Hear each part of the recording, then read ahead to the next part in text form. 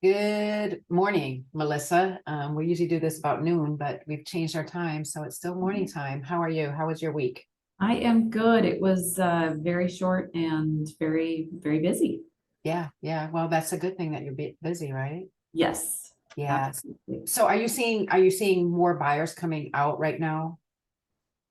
This week, not so much. Mhm. The last few weeks, yes, it was Yeah. really quite busy for new buyers. This week it's been a little slower. Yeah, so I've seen by over the last probably 3 weeks or so, just like I think we talked about this last week, just more and more buyers coming out. Just I guess getting used to that 7% interest rate and knowing that the future, 7% can change to 5. I So think so too. Yes, I think people have gotten at least theoretically comfortable with 7%. Sometimes when they see the numbers and what that really means, their comfort level recedes a little.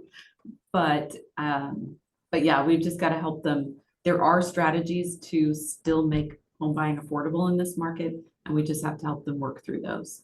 I have a client that she is pre-approved, but she's looking at a new build right now, and they're offering rate buy downs and all that kind of stuff. So I explained to her, everything we talk about week over week, how you buy down your rate and the money that you don't use when you refi can go towards your principal. So she actually is looking at a rate through her lender, look through a new lender that interest rates are what, 7.5% right now. And Yeah, her interest rate is going to be like for the first year 4.875, and for the second through 30 year it's going to be like 5.875. yep. uh, and it's costing like her $12,000 to do that. I'm like, that's like a no-brainer, because you're going to save that much money probably, in the first couple of years. Yeah, and more than likely she'll be able to refinance before that rate ever gets to the 6.875.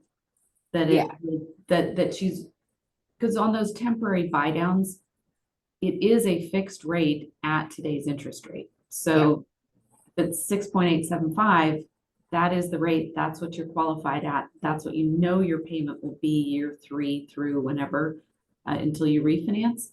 So people at least have the security in knowing that and not worrying, oh, what is my payment going to go to? You know exactly what it's going to be year one, exactly what it's going to be year two, exactly what it's going to be years three through, let's say, 30 if you don't ever refinance or sell the house before right. that.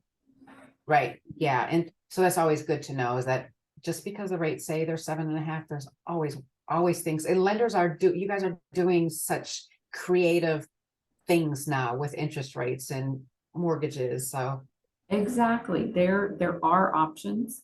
They're usually easier if a seller will help fund those options, but there are absolutely options for having a lower interest rate than what the average is, which right now it's about for a conventional loan, 7.3%. Um, Obviously nobody likes that, but it, yeah. it is what it is. And but there are ways we can work through it. Okay, yeah, great. So we have in about 2 weeks, we have the Fed financials, talk coming up.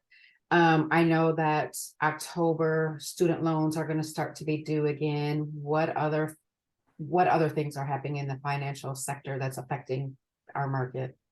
So most numbers are trending in the right direction, but we got some news this week from the services industry that industry is much stronger than expected. Which is good to hear, but as we talk about week after week, it's not good for inflation. Exactly. So that means that uh, most people, so there's a 91% chance that rates will not be increased. That's the federal funds rate will not be increased this month. So when they meet in like 2 weeks. But we're a little bit above a 50% chance now that they will be increased in November. So they meet again November 1st. And the market, if we get any more news like that, like the services industry news, where it looks like the economy's stronger than we thought it was, then the odds of another increase in November will go up. Okay. We've also had a lot of Fed market presidents talking this week, and they're very afraid of inflation getting out of control again. And they have a track record of always going too far and probably do it again this time. But there are also things like with student loans being due again. So people are gonna have to start making payments next month. Right, I right. have not had to make a payment in 3 years. Yeah, So that's gonna be, I mean, anytime you add a new payment to your budget, that's a strain on your budget. So that's gonna hurt. And then on top of that, you've got credit card balances at all-time highs. We're starting to see delinquencies in the credit card space. So that all points to things not being quite as strong as some of these other numbers make it look like they are. And I just feel like that combined with the student loan payments coming due, maybe it's not going to reflect it be reflected in the numbers in October, but I feel like November and December, I feel like there's going to be some pain. yeah, yeah, I agree. Yeah, going 3 years without having to make sometimes, several $100 Yeah. payment for student loans is really gonna hurt, especially the people who, pretty new out of college, who haven't had to make those payments yet and never incorporated them into their budget to begin with. I think that's the late millennials, early Gen Z folks are gonna be the ones who really are gonna feel the brunt of that because they've never had to pay those, so. Exactly. And then the other thing that I worry about with that is because they haven't been making a payment, they haven't been paying attention to it. And student loan servicers are notoriously bad with their communication. And so a lot of times when a loan comes out of forbearance, people will not realize it. And I think there's certainly an element of not paying attention to the mail that you're getting or the emails you're getting. But they're not really very forceful in, hey, your loan is like, you need to make a payment. Now you're 30 days late. Now you're 60 days late. And they don't report it to the bureaus until you're 90 days late. Oh, okay. Well, now you've got a 30, a 60, and a 90. So they say they do it to be nice, but it's not really nice. No, not at all. They need to send the pink or red envelope to the house just to make people aware, oh my gosh, this might be something important, or, Yeah, with an urgent stamp on it or something. Yeah. Well, I get urgent stamps all the time in my mail, and it's just like, oh, your life insurance policy, Right. yeah, and they're really not urgent. So, Yeah. the other thing that we quickly talked about before we got on this call was who's buying homes and who's not selling. So we talked about baby boomers, millennials, Gen Z. So let's recap that really quick. Yeah, and I think it's odd because home prices, they did go down a little bit earlier in the year, end of last year, beginning of this year, but they are going back up. And this is kind of a surprise given where interest rates are. And I think it should be slightly terrifying to anybody who is waiting to buy, because if home prices are going up when rates are this high, that tells us a lot about inventory and a lot about supply and demand. So the supply is a fixed number. There's not going to be magic supply that comes online. Builders can't build millions of homes in 2 months. It's impossible. So we have our supply or our inventory. And then if you get a supply of home buyers that doubles because now rates have dropped, the prices are going to be, the competition is going to be so fierce. The prices are going to go up. You're going to pay above asking. It is not going to be cheaper. So the people that are buying, so we've got two things that are really happening. And one is millennials are buying finally. They got into the home buying market much later than previous generations, but they're buying. Gen Z is getting in earlier, they're buying. And then we also have baby boomers that are either staying in their homes much longer than we expected, or they're buying new homes. They're moving, they're downsizing, they're moving to be closer to family, to grandkids, and they are forming new households. So household formation is somebody moving and buying a new house. So there's a much higher number of those household formations at 65 plus than we've seen in the past. And it's projected by the Census Bureau that that's going to continue. That trend is not going to reverse itself for at least the next 3 to 5 years. So that means we've got this kind of extended time period where there is going to be a lot of just supply and demand challenges that we have to deal with. And the baby boomers, you know, they're working longer, Yes. they're living longer. And They're you staying know, healthy longer with they're these. saying, yeah, so they don't have to move it into assisted living. And although we do have amazing, you know, homes that are for 55 and over, neighborhoods all over, especially here in Dallas, we have them all over, and I'm sure other cities do too.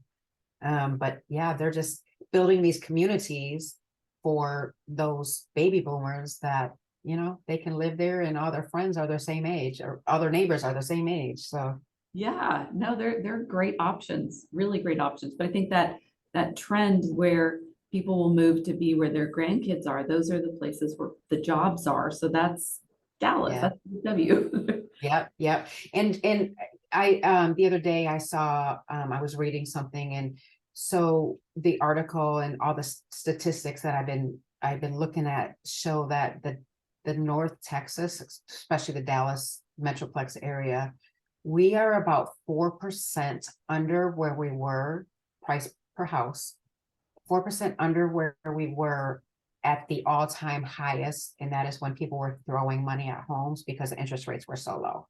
So people expected this huge bubble to burst, and it's been a year and a half and it still hasn't happened. And as a matter of fact, we are our home values have maintained and grew, just like they would have normally. It's Yeah. crazy. Because we were about 20 to 25% higher home values than we were, you know, just 2 years ago, you know, during the whole, Insane. yeah. So we actually have more value than we in our home still than we would have had that whole COVID era not happened. It's pretty crazy.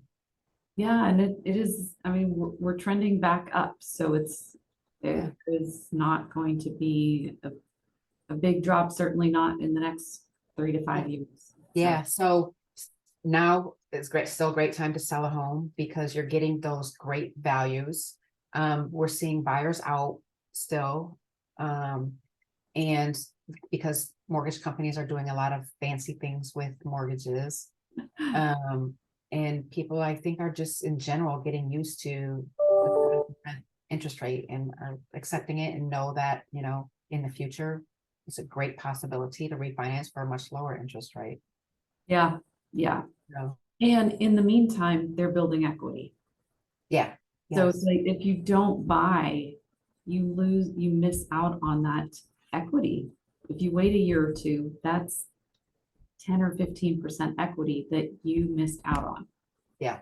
Yeah. And you're not, I mean, yes, your payment will be slightly lower if you wait and buy at a 5% interest rate. But if you buy now, refinance when we get to 5, your payment's going to be a lot lower because you're going to pay less now than you are if you wait. Yeah, because you have that much more equity in the home. So yeah, yeah. Well, okay. Is there anything else we need to talk about this week? I don't think so. Just pray for a soft landing for the economy. Yeah. I mean, that's been a continuing prayer for the last year. It's been quite the roller coaster ride. And it looks like here in the Dallas area, we're gonna get in the 80s next week. So yay for us, get out of these hundreds. Right. Yeah, that cannot come soon enough. Right. And then winter will happen and then we'll be complaining about being cold, but yeah, let's get Right. to that point when we get there. Okay, Melissa, thank you so much. And you have a wonderful weekend. Absolutely. You too.